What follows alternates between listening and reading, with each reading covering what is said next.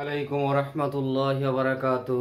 আজ 31শে জ্যৈষ্ঠ 1428 বঙ্গাব্দ। আমি ফরহাদ আজকে হাজির হয়েছি নবম দশম শ্রেণীর শিক্ষার্থীদের জন্য বাংলা সাহিত্য থেকে সৈয়দ মুজতবা আলীর প্রবাস বন্ধু। তো প্রবাস বন্ধু নামটা নিয়ে একটু কথা বলি।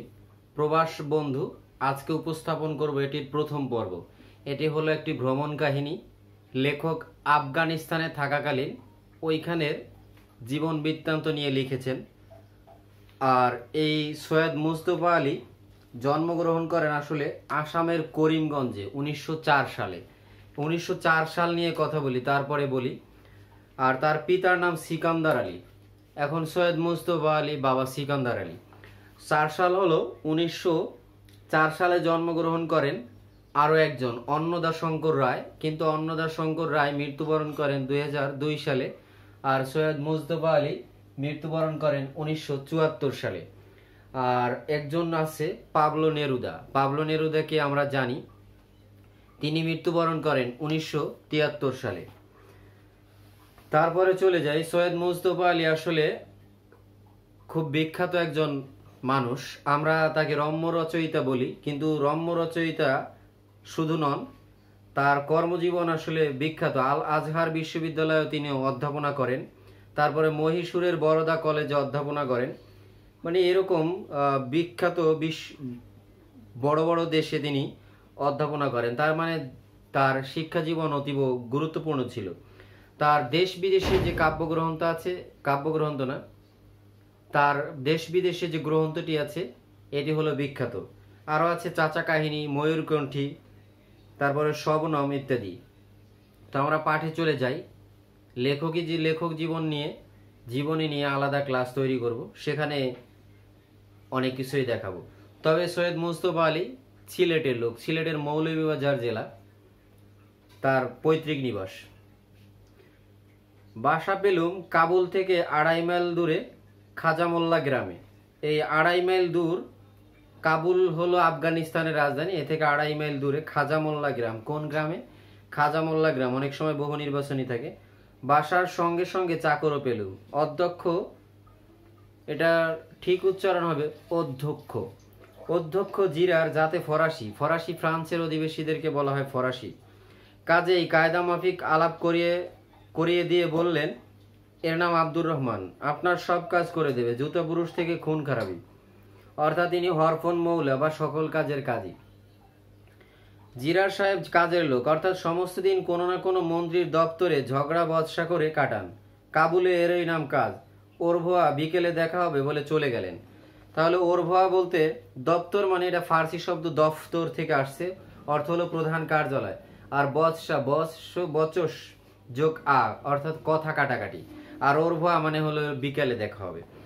তো বিকালে দেখা হবে বলে চলে গেলেন। কাবুল শহরে আমি 2টি নরদানব দেখেছি। নরদানব বলতে বোঝায়, দানব শব্দটা দনুযোগ এভাবে গঠিত, আর নরদানব মানে হলো নরদৈত্য, দ্বিতি যোগ জফলা, দৈত্য। নরদানব দেখেছি, তার একটি আব্দুর রহমান। পরে ফিতে দিয়ে মেপে দেখেছিলাম 6 ফুট 4 ইঞ্চি, মানে 6 ফুট 4 ইঞ্চি লম্বা। আফগানিস্তান, আমরা শুধু বাঙালিদের ভেতরেই মানে বিভিন্ন টাইপের মানুষ আছে, কিন্তু অন্য দেশে এক সাইজের মানুষ প্রায় দেখলে বোঝাই যাবে না যে এরা ভিন্ন পরিবারের, মনে হয় যেন একই পরিবারের। তো আব্দুর রহমান হলো 6 ফুট 4 ইঞ্চি লম্বা। উপস্থিত লক্ষ্য করলুম লম্বাই মিলিয়ে চওড়াই, দুখানা হাত হাঁটু পর্যন্ত নেমে এসেছে। আঙ্গুলগুলো দুকাদি মর্তমান কলা হয়ে ঝুলছে। আঙ্গুলগুলো মর্তমান কলা, মর্তমান হলো মিয়ানমারের মর্তমান অঞ্চলে চাষকৃত যে কলা, বড় ওইরকম তার আঙ্গুলের সাইজ। পা দুখানা ডিঙ্গি নৌকার সাইজ। কাঁধ দেখে মনে হলো আমার বাবুর্চি আব্দুর রহমান না হয়ে সে যদি আমির আব্দুর রহমান হতো, তবে অনায়াসে গোটা আফগানিস্তানের ভার বইতে পারত। এ কান ও কান জোড়া মুখ হাঁ করলে চৌরাচৌরি কলা গিলতে পারে। একটা কলা চৌরাচৌরি মানে হলে এভাবে যদি গেলা যায়, তাহলে একটা কত বড় তার দেহের আকারটা। অনায়াসে গোটা চৌরাচৌরি কলা গিলতে পারে। এবড়ো থেবড়ো নাক, কপাল নেই। পাগড়ি থাকায় মাথার আকার প্রকার ঠাহর হলো না, তবে আন্দাজ করলুম বেবি সাইজের হ্যাটও কান অবধি পৌঁছাবে। বেবি সাইজের হ্যাট মানে হলে, হ্যাট পরতে আমরা যে সাহেবি টুপি পরি তাই। রং ফর্সা হবে, রং ফর্সা, তবে শীতে গ্রীষ্মে চামড়া চিরে ফেড়ে গিয়ে আফগানিস্তানের রিলিফ ম্যাপের চেহারা ধরেছে। রিলিফ ম্যাপ বলতে বোঝায় উঁচু নিচু যে ম্যাপটা থাকে ওইটা রিলিফ ম্যাপ আর কি। রিলিফ বন্ধুর ও মানচিত্র, বন্ধুর। দুই গাল কে যেন থাবড়া মেরে লাল করে দিয়েছে, কিন্তু কার এমন বুকের পাটা, রুজও তো মাখবার কথা নয়। মানে মনে হয় যেন তাকে কেউ থাপড়া মারছে, কিন্তু থাপড়া মারলে তো আসলে এত সাহস নাই, যে সাইজ যে শক্তি তার আব্দুর রহমান, এটা অসম্ভব। কিন্তু রুজ মানে হলো রং, তাও তো মাখার লোক নয়। পরনে ছিল আর কুর্তা আর ওয়ার্কশিট, ঠোঁট দুটি দেখতে পেলেও না। সেই যে প্রথম দিন ঘরে ঢুকে কার্পেটের দিকে নজর রেখে দাঁড়িয়েছিল, শেষ দিন পর্যন্ত ওই কার্পেটের অপরূপ রূপ থেকে তাকে বড় একটা চোখ ফেরাতে দেখিনি। এখানে একটা সবচেয়ে গুরুত্বপূর্ণ কথা, গুরুজনকে যে ভক্তি করতে হয়, তার চোখে চোখ রেখে কথা বলতে হয় না, তাহলে বেয়াদবি হয়। এইটা আর কোনো না দেশে থাকুক আর নাই থাকুক, আফগানিস্তানে যে আছে এটা সৈয়দ মুজতবা আলীর কথার মধ্যে পাওয়া যায়। গুরুজনদের দিকে তাকাতে নেই, আফগানিস্তানেও নাকি এই ধরনের একটা সংস্কার আছে। তবে তার নয়নের ভাবের খেলা গোপনে দেখেছি, দুটো চিনেমাটির ডাবরে যেন দুটো পান্তুয়া ভেসে উঠেছে। সব শব্দার্থ আমি পরে বলে দেব। চরিত করে ভরসা পেলুম, ভয়ও হলো। এ লোকটা ভীমসেনের মতো রান্না তো করবেই, বিপদে আপদে ভীমসেনের মতো আমার মুশকিল আসান হয়ে থাকবে। কিন্তু প্রশ্ন, এ যদি কোনোদিন বিগড়ে যায়, তবে কোনো একটা হদিসের সন্ধানে মগজ আতিপেতি করে খুঁজতে আরম্ভ করলুম। মানে যদি কোনোদিন রেগে যায় তাইলে তো অবস্থা গাহেল, যেভাবে কাজ করবে সেইভাবে খাবে, সবকিছু করে দেবে, কিন্তু রাগ হয়ে গেলে মহাবিপদ। রহমানকে জিজ্ঞেস করলুম, পূর্বে কোথাও কাজ করেছো? উত্তর দিল, কোথাও না, পল্টনে ছিলাম মেসের চার্জে। 1 মাস হলো খালাস পেয়েছি। তো এই প্রথম পর্ব 1 মাস হলো খালাস পেয়েছি এই পর্যন্ত। এবার শব্দার্থগুলো একটু খেয়াল করি। কাবুল আফগানিস্তানের রাজধানী।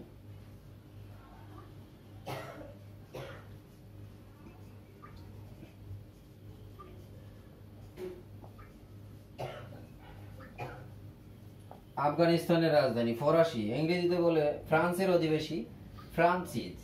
ইংরেজিতে বলবে FRANCEZ, ফ্রান্সিজ মানে হলো ফ্রান্সের অধিবাসী। ফ্রান্সের অধিবাসী কে? অধ্যাপক জারি, যাতে ফরাসি। হরফোন শব্দের অর্থ সকল কাজের কাজী, সকল। হরফোন মৌলা, সকল কাজের কাজী। তারপর আছে দফতর, এটা ফার্সি শব্দ দফতর থেকে আসছে, ফার্সি দফতর, ফার্সি দফতর থেকে আসছে, অর্থাৎ হলো প্রধান কার্যালয়, প্রধান কার্যালয়। আবার কার্যালয় লিখো না কেউ, প্রধান কার্যালয়। বৎসা শব্দের অর্থ হলো বচস যোগ অ, এভাবে গঠিত শব্দটা সংস্কৃতে বচস যোগ আ, বৎসা। কথা কাটাকাটি, কথা কাটাকাটি। তারপর আছে ওরভোয়া, বিকেলে দেখা হবে। এই ওরভোয়া হলো আফগানিস্তানের ভাষায় বিকেলে দেখা হবে, দেখা হবে। তারপরে নরদানব, দানব শব্দটাকে ভাঙায় দানব। দানব হলো দনু যোগ অ, দানব, দনু যোগ অ, দানব মানে নরদৈত্য, নরদৈত্য। তারপরে আছে কাদি, কাদি হলো ফলের বড় গুচ্ছ। আর একটা অর্থ আছে ফলের বড় গুচ্ছ, স্কন্দ, এইটাকেও বলে কাদ, কিন্তু সেটা না, ফলের বড় গুচ্ছ কাদি, এক কাদি কলা। তারপরে মর্তমান, মিয়ানমারের মর্তমান অঞ্চলে চাষকৃত বড় কলা। মিয়ানমারের মর্তমান অঞ্চলে চাষকৃত বড় কলা, চাষকৃত বড় কলা। মিয়ানমারের বর্তমান অঞ্চলে চাষকৃত বড় কলা। আর ডিঙ্গি, ডিঙ্গি এটা হলো বাংলা শব্দ ছোট জেলে নৌকা, এটা হবে হলো ডিঙ্গা যোগ রস্বই, ডিঙ্গি, ডিঙ্গা যোগ রস্বই, ডিঙ্গি। আচ্ছা, এখানে এখানে ও দিয়ে লেখা, এখানে ও দিয়ে হবে, ডিঙ্গা যোগ রস্বই ডিঙ্গি। আর ছোট জেলে নৌকা, ছোট জেলে নৌকা। এখানে ডিঙ্গা বলতে আর একটা বোঝায়, ওই তাল গাছের গোড়ার দিক কেটে ডিঙ্গা তৈরি হয়, ওইটাকেও ডিঙ্গা বলে। আর সাইজ, এটা ইংরেজি শব্দ, SIZ, সাইজ অর্থ হলো আকার, আকার মাপ। এরপরে অনায়াসে, অনায়াসে হলো আমরা যদি এটাকে ভাঙাই, আগে বলবো ন যোগ আয়াস, মানে নয় ও বহুব্রীহি সমাস। এটা ন আয়াস, সহজে করা যায়, সহজে লাভ করা যায় এমন, অনায়াসে সহজে লাভ করা যায় এমন। এরপরে আছে হলো এবড়ো থেবড়ো। এবড়ো থেবড়ো হলো অসমান। সোজা কথা হলো এটা হিন্দি শব্দ উবর খাবর, উবর খাবর থেকে, এই উবর খাবর থেকে আসছে এইটা উবর খাবর, হিন্দি উবর, উভর খাবর। এই উভর খাবর থেকে আসছে হলো এই এবড়ো থেবড়ো। আর এর তো অর্থ হলো অসমান, অসমান। ওকে, এরপর আছে ঠাহর। ঠাহর শব্দের অর্থ হলো, ঠাহর শব্দের অর্থ হলো মনোযোগ সহকারে দর্শন। এটা তুর্কি শব্দ বা হিন্দি শব্দ ঠহরা, ঠহরা থেকে আসছে, ঠহরা থেকে ঠাহর। ঠাহর শব্দের অর্থ হলো, আর প্রাকৃত ঠাহর তুর্কিতে বলে ঠহরা, প্রাকৃত ঠাহর মনোযোগ সহকারে দর্শন, মনোযোগ সহকারে, সহকারে দর্শন। তারপরে হলো আন্দাজ। আন্দাজ শব্দের অর্থ হলো, এটা ফার্সি অন্দাজ, ফার্সি শব্দে বলে অন্দাজ, এই অন্দাজ থেকে আমরা বলি হলো আন্দাজ। আন্দাজে ঢিল ছড়া, অনুমান, অনুমান। তারপর আছে বেবি, ইংরেজিতে বলবে BABY, বেবি। বেবি অর্থ হলো আমরা জানি যে শিশু, বাচ্চা, শিশু। মানে টুপি পরার কারণে কান পর্যন্ত ঢেকে গেছিল আব্দুর রহমানের। হ্যাট হলো, এটা noun, HAT, hat noun, NOUN noun. এটা অর্থ হলো সাহেবি টুপি আমরা যেটা বলি। আর এটাও নাউন, NOUN নাউন, সাহেবি টুপি, সাহেবি টুপি। এরপরে হলো রিলিফ ম্যাপ। রিলিফ ম্যাপ হলো বন্ধুর মানচিত্র, বন্ধুর মানে উঁচু নিচু, উঁচু নিচু। এটা তোমাদের জানা আছে, গুগলে সার্চ দিলে দেখা যাবে যে রিলিফ ম্যাপ কি।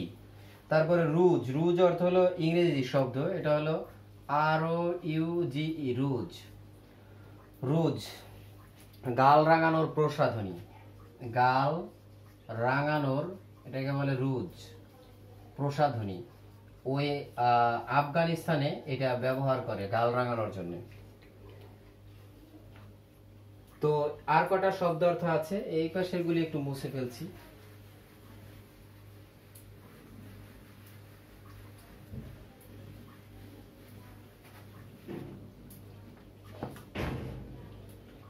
সিলোয়ার। সিলোয়ার হলো পাজামা জাতীয়, সিলোয়ার আমরা যেটা সালোয়ার বলি আর কি, সিলোয়ার। সিলোয়ার পাজামা জাতীয় ঢিলে পরিধেয় বস্ত্র, ঢিলা, ঢিলে জামা, ঢিলে পাজামা। সোজা কথা, একবারে সোজা দিলাম, ঢিলে পাজামা। আর কুর্তা। কুর্তা হলো হিন্দিতে বলে বা তুর্কিতে বলে কি বলে, কুর্তা। ওই হিন্দি থেকে আসছে, এখানে হয়ে গেছে, আমরাও কুর্তাই বলি। পুরুষদের ঢিলে জামা, পুরুষদের ওই একই, এই সিলোয়ার আর পুরুষদের ঢিলে জামা আর কুর্তা একই। এরপরে আছে ওয়ার্কশিট। ওয়ার্কশিট আসলে শব্দটা হলো ওয়াশকিট, ওয়াশকিট। এটা ইংরেজিতে বলবে ওয়েস্টকট, ইংরেজিতে WAISCOT, ওয়েস্টকট। এই হলো ওয়াশকিট। এখানে একটা টি আছে আবার,